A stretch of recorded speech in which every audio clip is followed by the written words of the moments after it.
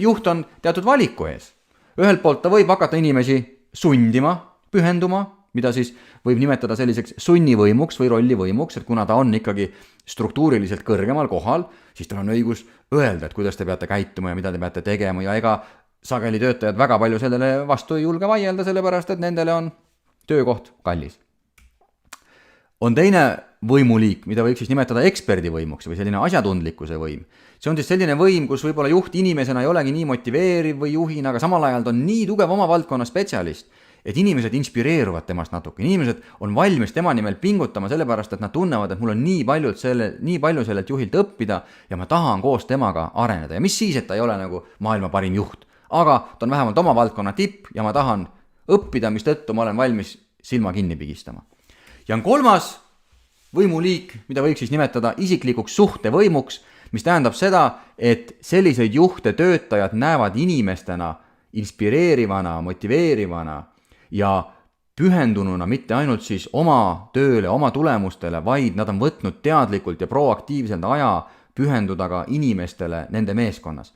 Ja mitte ainult selleks, et mingit infot saada või vahetada ja mitte ainult selleks, et tulemusi kontrollida, aga on tunda, et seda juhti päriselt huvitab, kuidas nendel inimestena siin läheb. Kas siin töötamine aitab neil oma unistusi ellu viia? Kuivõrd see töö on nende jaoks päriselt arendav? Kuidas nad ennast päriselt tunnevad? Miks nad ennast niimoodi tunnevad? Missugune on juhi osa sellest, et töötajad niimoodi tunnevad? Ja kui nüüd selline juht saab mingisuguse meeskonna juhiks, siis sellel meeskonnal tekib selle juhi vastu respekt tänu sellele, missugune inimene ta on. Mitte tänu sellele, et ta on juht ja teda tuleb kuulata.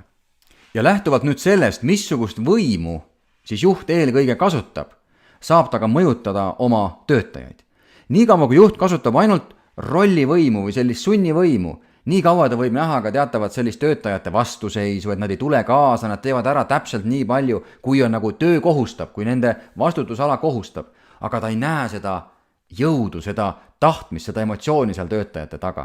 Ja võib-olla selle pärast ta ei näegi, et tegelikult info töötaja ja juhi vahel ei liigu, töötajatelt tagasisidet ei küsita, sageli arvamuse küsimine töötajatelt tähendab lihtsalt arvamuse küsimus mingitud tööasjade suhtes, aga inimese tegelikud mõtted, tegelikud vajadused, tegelikud ootused on hoopiski tagaplaanil.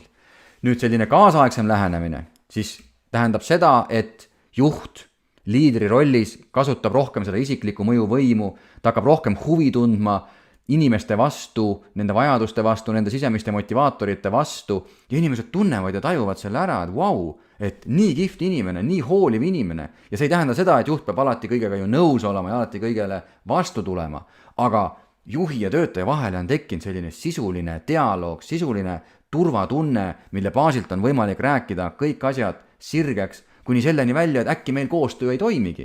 Aga sellele eelneb mõlema osapoole mõistmine ja arusaamine ja asjadest on räägitud ja on koos jõutud mingite tõdemusteni.